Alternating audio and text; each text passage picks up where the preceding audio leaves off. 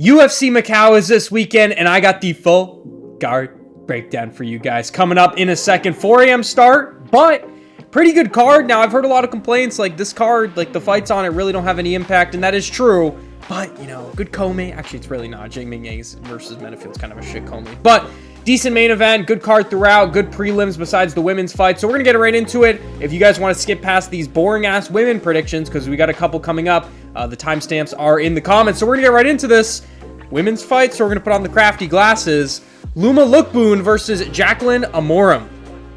Now, as you guys know, I am an expert when it comes to male MMA. So please, if you're going to take betting advice, do not listen to my WMMA predictions.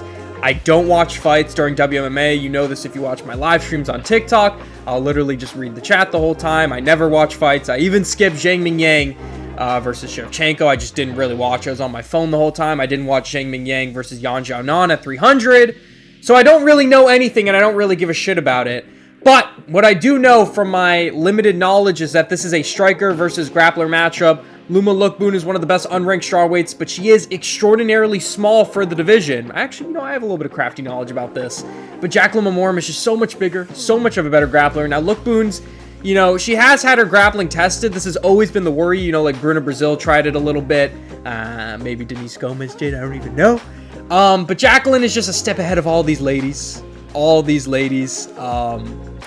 And yeah, they're both coming off a loss, but I'm just going to go with the grappler to win this one by decision, obviously, because it's a women's fight.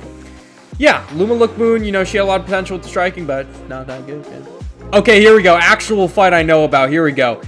Kane, let's take off the glasses since no one gives a shit about this, because we only care about the women's fights. Kang Ji-Ju versus Rodrigo Vera.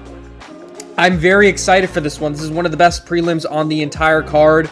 These guys, I mean, look at these records. These guys are legit, and I think both of them will make a mark in the UFC. Now, I am going to go with, who am I going to go with? I forgot who I was going with. I'm going with Rodrigo Vera.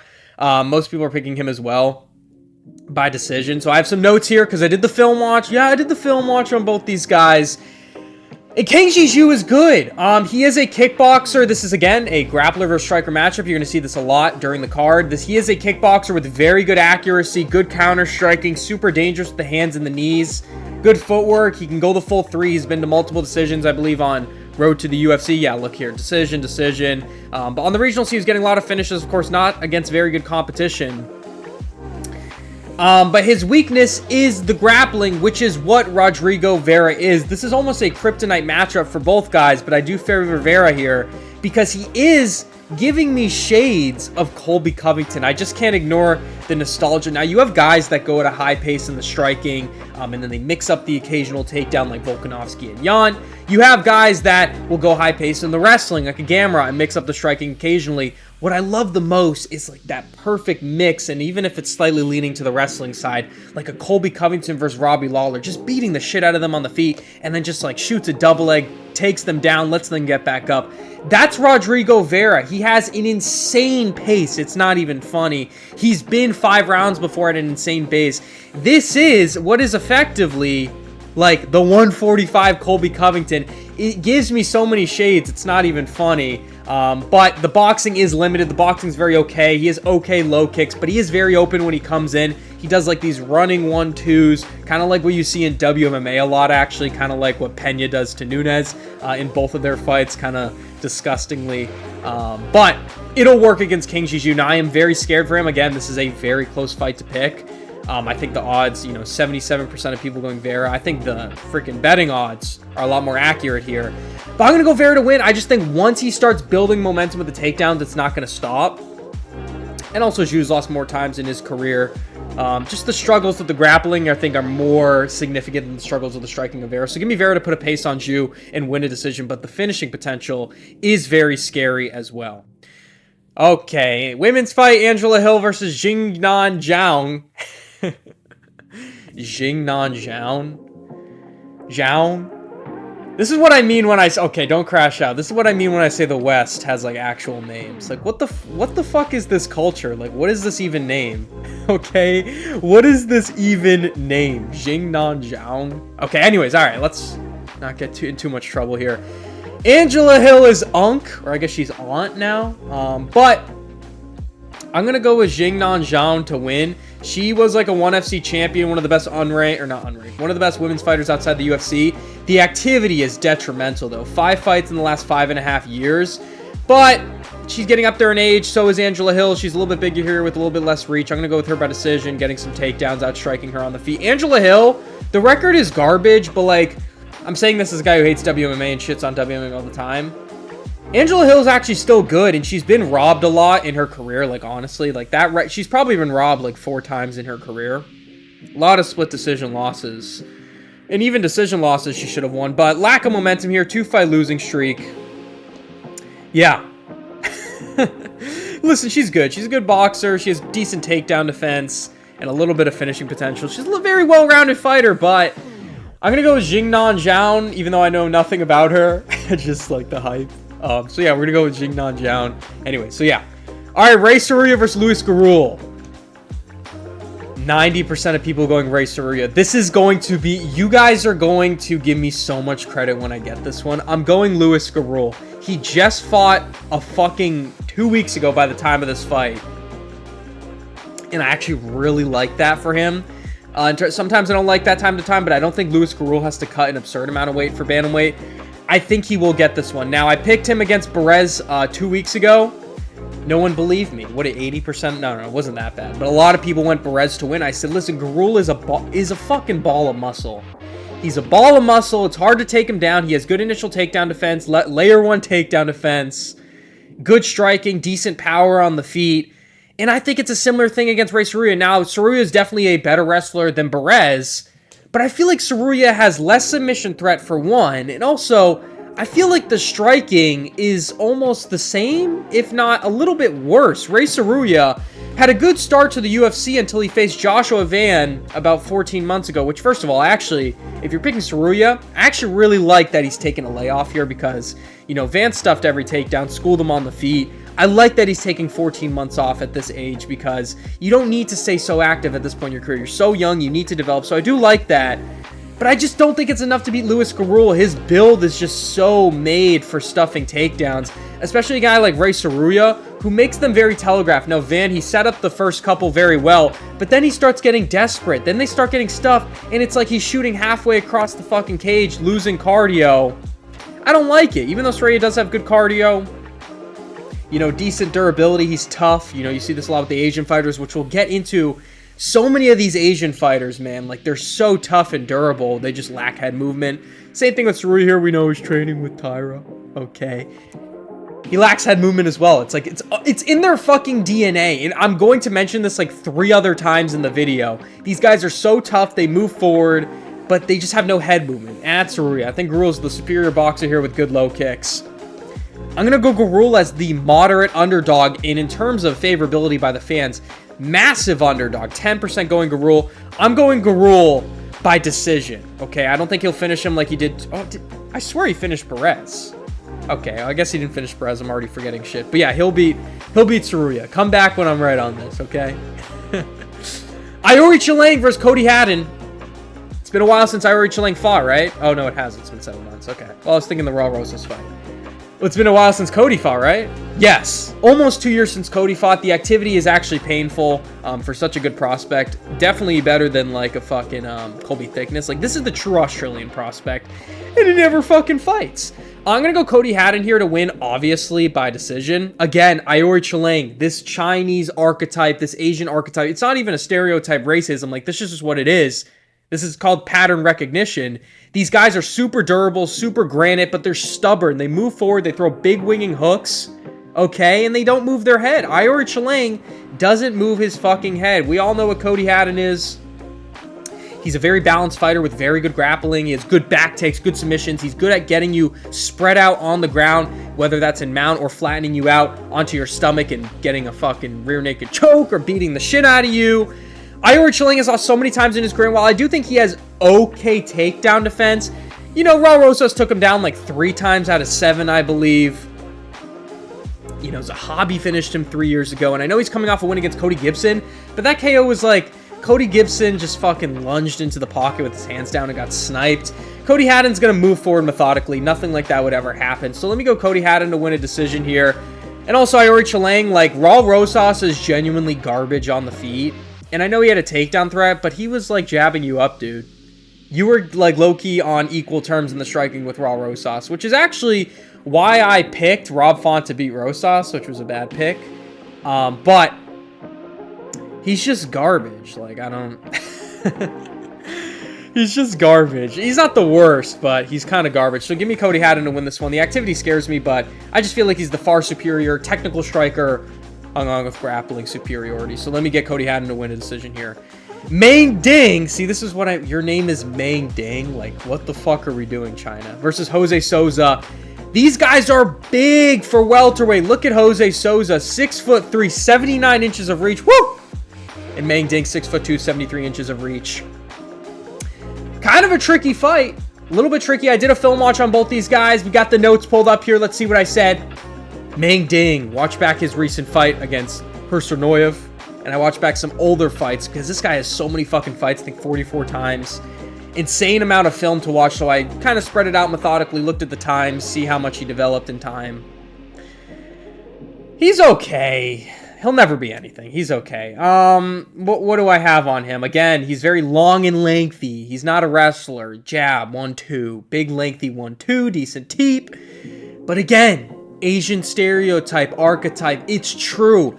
Doesn't move his fucking head. No striking defense. Like, I'm just watching him on the regional scene get his face fucking jabbed in as he's moving forward. And his chin's granite. It's not disturbing him. But it's just the truth. Okay, he has bad Brazilian Jiu-Jitsu. He's been like subbed multiple times in his career. He lets himself open for chokes all the time, rear naked chokes, guillotines. But the good thing is, Jose Souza has no grappling threat whatsoever. No wrestling threat, no submission threat, so I'm not worried about that. So this is effectively going to be a pure striking match, unless Meng Dang actually decides to maybe shoot a couple takedowns. He's huge. I mean, this is Jose Souza. He's huge for welterweight. 6-inch reach advantage here. But bad striking defense also. Now, this is not an Asian. This is a Brazilian, but he also has bad striking defense. Very open on the feet as he moves forward. He has good step and knees, like what you'd expect from a long, lengthy guy. He's actually very creative in the clinch. I do like his elbows in the clinch. His clinch control as well is pretty good. But that's really all he's got going for him. No takedown threat, no submission threat, bad striking defense. He's somewhat dangerous, but not really. I watched his Contender Series fight. Or no, he didn't have a... Wait, what? Who am I thinking of? Oh, no, I did watch his Contender Series fight. Did I? Might be thinking of someone else. I don't know. I think I just watched his recent regional fights in Aries. So, yeah. Give me Meng Ding to win this one. I just think he's the slightly better technical striker. And because there is no grappling threat, I think he's good. And he has a large experience advantage with a better chin here. So give me Meng Ding to finish Souza. These long, lengthy guys in these divisions. It always worries me with the chin. And he has been finished before, so give me Meng Ding to KO him in the second round. Luis Felipe Dia versus Yi-Sok Lee. Yi-Sok Lee. Also did a film watch on these guys. And this is another striker versus grappler matchup. You're going to see this a billion times tonight. You've already seen it a billion times. Grappler versus striker. Yi-Sok Lee's the striker. Luis Felipe Diaz is the grappler. And what have I been saying over and over? Go watch your Yi-Sok Lee film. He's a fucking marauder that moves forward with a great chin, but no fucking head movement. Bad striking defense. Hands are over here, and he's getting clipped as he's coming in. I'm going to go Luis Felipe Diaz to win this one by a ride him out decision. He does have a submission threat here. Yi-Sok Lee has... You know, the things that I mentioned, he has okay ground and pound. He's got a couple submissions in his career, but that's when he's the dominant wrestler against guys that he can dominate with his size at middleweight. Luis Felipe Diaz is like this stubborn, you know, short, stout middleweight coming in, and he knows what he's going to do. Now, Luis Felipe Diaz does not have good striking, but he somehow manages to use it to set up his takedowns, and honestly, I don't even think he really needs to set up his takedowns in this fight. I think shooting stubborn man's takedowns would actually... succeed for him here because he is a very good wrestler, very good ground and pound, great backpack, submission threat. The worry here is on the feet, though. He's very low output. I watched his recent fights, his Contender Series fight, his other fights on the regional scene. When he's on the feet and he's not shooting takedowns, he barely throws shots. So he is going to get outclassed here on the feet. But I don't know. I just think the grappling's going to work. Isak Lee has been taken down multiple times on the regional scene. His takedown defense is his biggest weakness. So, again, it's just like these guys are both like kryptonite for each other, but I'm going to favor the wrestler. I'm going to go Luis Felipe to win a decision here. Here we go. Now the good fights fucking begin. Like the really good fights. Alex Perez versus Sumidarji. 67% of people going Perez here. He is the favor. He is coming off a very good win against Charles Johnson where he just fucking blitzed right through him. Against Asawa Mabayev, he was up 2-0 in my opinion before he got guillotined. And Tatsuro Taira, he won the first round against Taira and then his leg blew out while Taira's on his back. He also beat Nicolau. So, and he was, I think he could have been robbed against Makayev. So, like, when you really think about it, Alex Perez has had significant moments in all of his losses. Muhammad Makayev loss might not even be legitimate.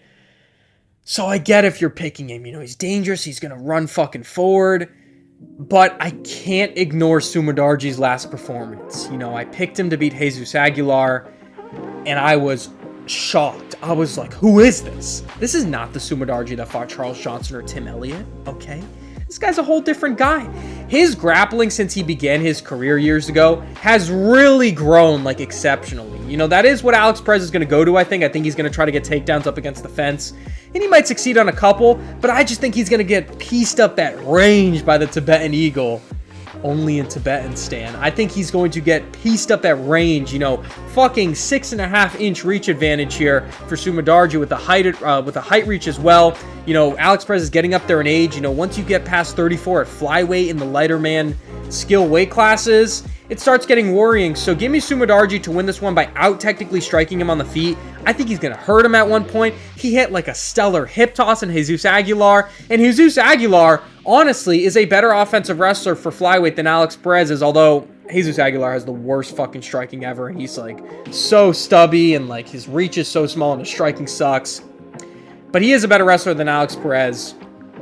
But it's fine here. I'm going to go with the underdog Sumidarji to win this one by a methodical decision, dropping Perez at one point, out-piecing him at range. Give me Sumidarji to win here in home territory against Alex Perez.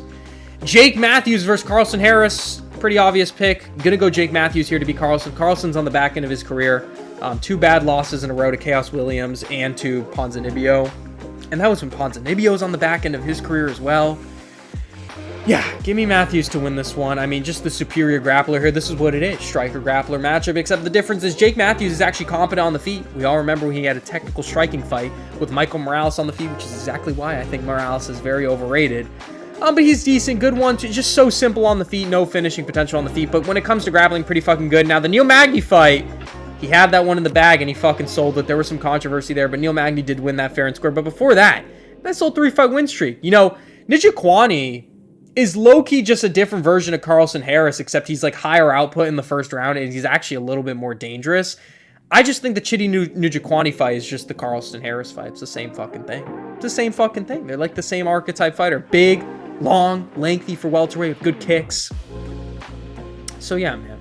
Give me Jake Matthews to win this fight. I think he's going to submit him in the second round by a rear naked choke, take the back, and submit him in enemy, or no, well, they're not in home territory. One of them's from Africa, one is from Australia. So give me Jake Matthews to win this one by submission. Kai Sakura versus Cameron Smotherman. Just made a video about this on TikTok. If Asakura loses this, it's fucking over, dude. Like, one of the most touted incomers into the UFC, undeserved immediate title shot against Pantoja, got ran through. Okay, understandable. Loses to Tim Elliott. Like, what are we fucking doing? If he loses Cameron Smotherman here, it's over. Smotherman is 1-2 in the UFC. Only beat Jake Hadley, who's a UFC reject. He's coming off 2 losses in a row against City and Ricky Simone, which, don't get me wrong, they're decent outside the ranking bantamweights, especially Ricky Simone, but it's been a year since he fought, and we all remember what happened last time. When did this happen? Like a few months ago, in February maybe? He came into the weigh-in and he collapsed because of the bad weight cut. This is, like, everything is being handed to Kai Sakura on a silver platter here. Bad weight cut. He's going to have a compromised chin, compromised cardio, and the main thing of all, what is Asakura's weakness? It's the grappling. Smotherman shoots like not even one takedown per fight. Like, he shot like 1 or 2 takedowns in his UFC career over 3 fights. He's not a wrestler. He's a primary striker. He's balanced, but he's a primary striker. He uses the clinch a little bit, but he's so simple. No finishing potential. 1-2, throws a jab. That's about it. Asakura is dangerous on the feet, flying knees, good low kicks, you know, faster, quicker, better footwork. He's moving up here, less of a weight cut. Chin's going to be better. Cardio's going to be better. Lighter man skill from 25 to 35, even though I don't think it's super applicable, because I do think 35 is effectively the same skill level as flyweight. It is an exception to the other weight classes. So give me Kyle Sakura here to finish Cameron Smith. Actually, no, I'm going to go decision. I think he's going to be so unconfident in himself that he's going to weigh this one out to a boring decision. But I think he will out technically strike Smotherman. If Smotherman wins, who even fucking knows at this point? So give me Kyle Sakura to win this one by decision. Pavlovich versus Taliesin.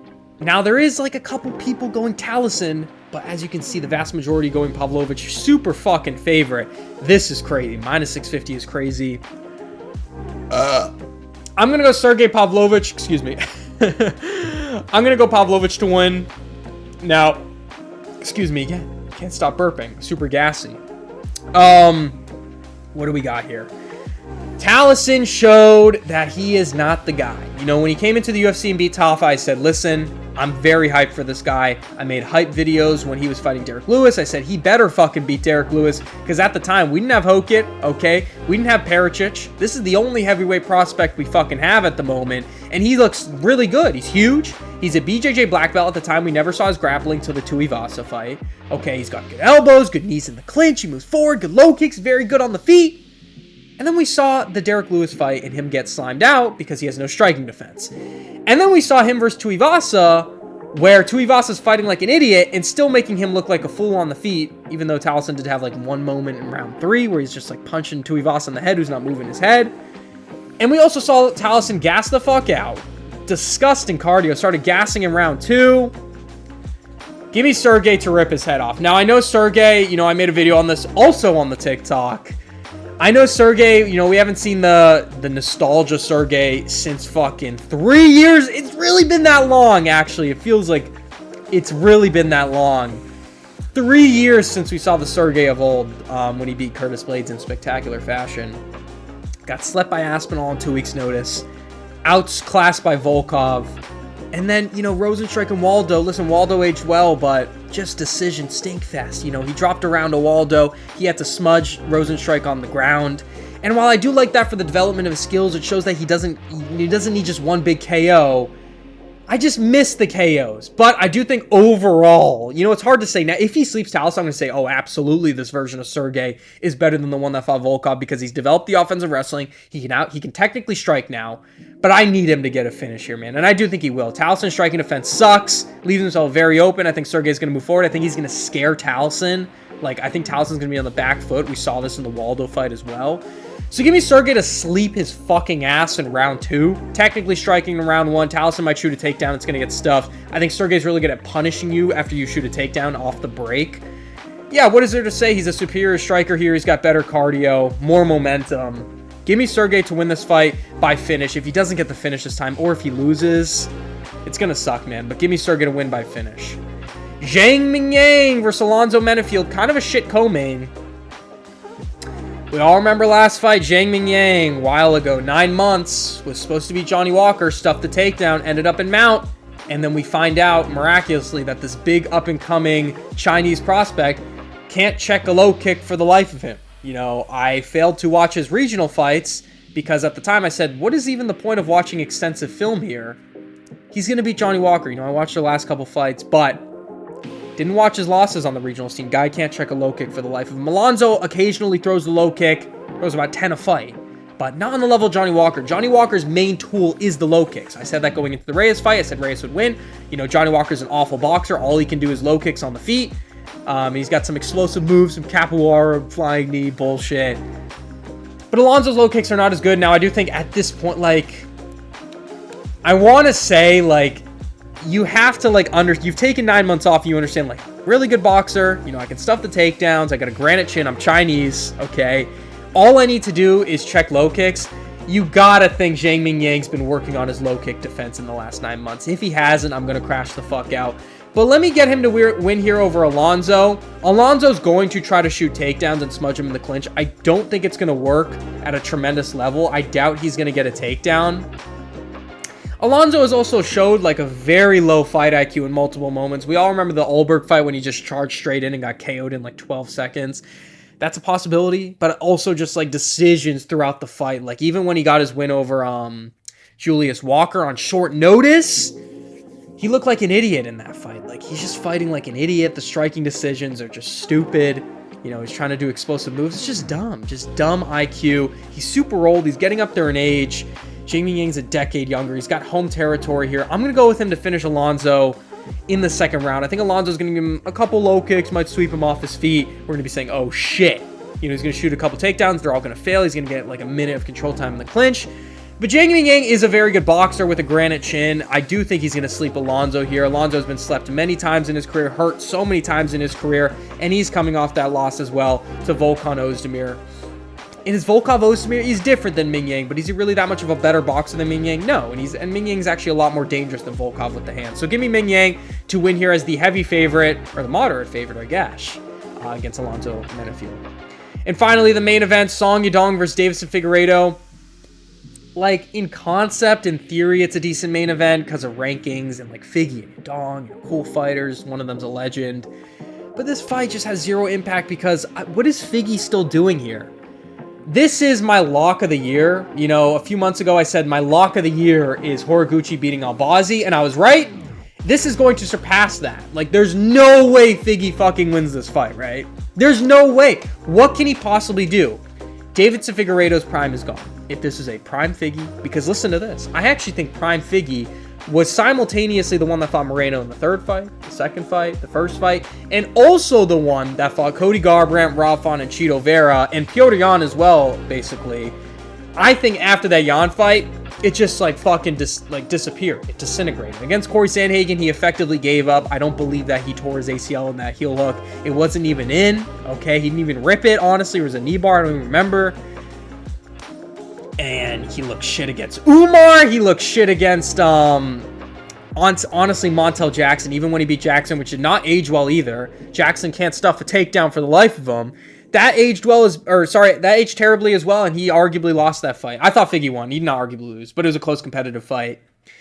It's been a gradual decline, and the Umar fight for me was like, that's fucking it. That's it. He's so low output. He has no confidence in himself whatsoever. It's very apparent. Like, he's afraid to throw strikes. It's like, I don't know what happened. I think Jan maybe honestly broke him. It might have been Jan, but like, I don't know what it is. Because he's just so tentative on the feet now. He doesn't shoot a lot of takedowns. You know, if he shot a lot of takedowns, a little bit of a better chance to win. But Song Yadong, rock solid takedown defense. Way better striker. Bigger home territory here. He's been the 5. You know, maybe it's like, okay, Figgy can outpace him. You know, this guy's bad cardio. Song Yadong's been 5 rounds with Gutierrez and Ricky Simone. He's been at a high pace with Corey Sandhagen until the 4th round. He's got a good pace. He moves forward. He barely lost to O'Malley in his last fight. Whenever he loses, it's close competitive. Close competitive with Jan. Close competitive with Sandhagen. He's good, and he's the best of the rest. Like, he'll never be, you know, top 3. He'll never be champion, but he's the best of the rest. Now, he is, what I've been talking about all video leading up to this, the archetype Asian fighter with the lack of head movement.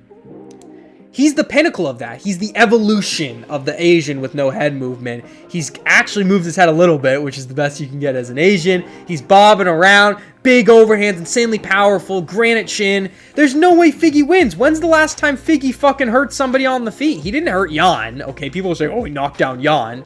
That was a flash knockdown. Jan was not hurt by that at all. I mean, even Vera, flash knockdown. You think Vera was hurt by that punch? Fuck no. Rewatch that clip.